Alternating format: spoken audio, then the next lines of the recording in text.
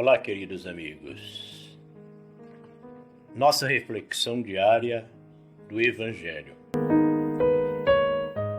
Hoje, Marcos, capítulo 9, verso 2 ao 13.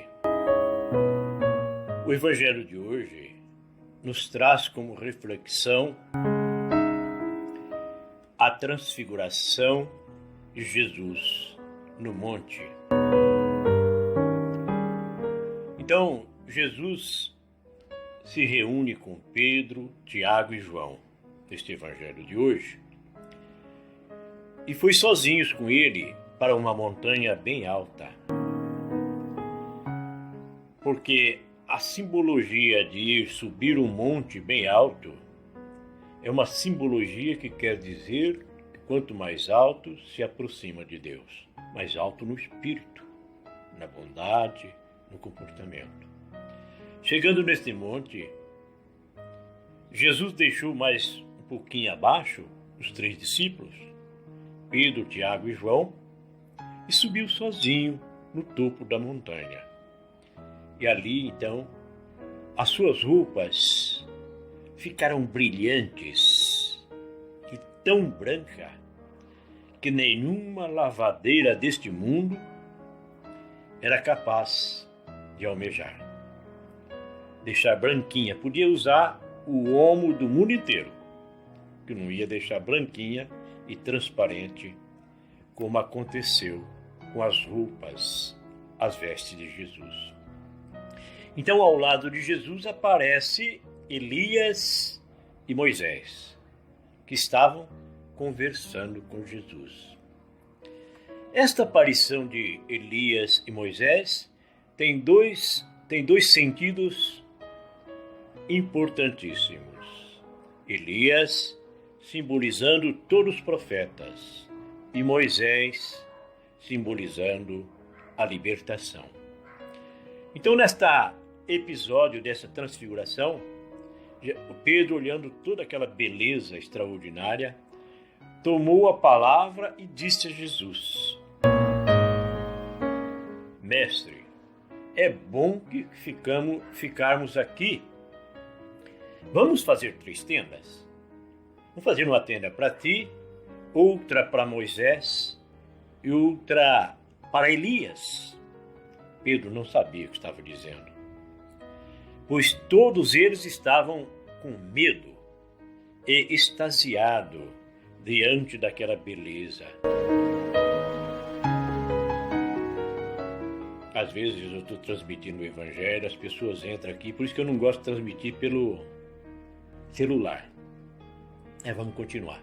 Então Pedro, assistindo aquela coisa maravilhosa, foi a transfiguração de Jesus, muito com medo, extasiados. E nessa cena, desceu uma nuvem que encobriu com a sua sombra. Ficou tudo sombreado. Eles não conseguiam ver direito os 3 conversando lá debaixo desta sombra da nuvem. E desta nuvem uma voz surgiu que dizia: Este é o meu filho amado. Escutai o que ele diz. E de repente, olhando em volta, os 3 discípulos, os 3 apóstolos olharam de volta ali, já não viram mais nada. Ninguém. A não ser somente Jesus com eles. A nuvem sumiu, tudo. A nuvem, Elias, Moisés já não se encontravam mais ali. Então, ao descerem da montanha, Jesus ordenou a eles que não contassem para ninguém o que tinha visto, até que o Filho do Homem tivesse ressuscitado dos mortos. Aquilo lá foi estranho para eles. Nunca tinha visto falar de ressurreição. Eles observaram esta ordem que Jesus deu. Mas mesmo observando essa ordem, eles comentavam entre si o que queria dizer ressuscitar dos mortos. Então, os 3 discípulos perguntaram a Jesus: por que os mestres da lei dizem antes deve vir Elias?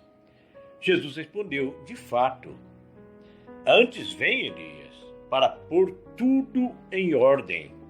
Elias poderia representar também João, que veio preparar os caminhos para Jesus. Então precisava vir Elias para pôr tudo em ordem.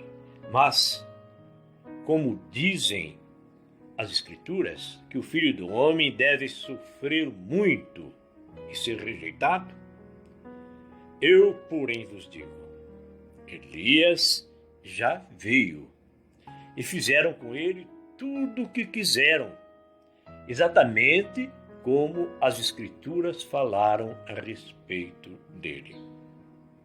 Então, essa transfiguração de Jesus é uma coisa espetacular. Nos traz a reflexão sobre o episódio dessa transfiguração, que Jesus encontrou-se com Elias e Moisés. Mas Elias e Moisés já haviam morrido, já não estavam mais neste mundo. E a pergunta que poderíamos pensar hoje é o que há de tão importante na transfiguração de Jesus? A primeira maior lição que devemos tirar dessa passagem lindíssima é a divindade e a intimidade de Jesus com o Pai e os profetas do Antigo Testamento. Então, só um homem, Deus, só o próprio Deus, poderia fazer o que ele fez.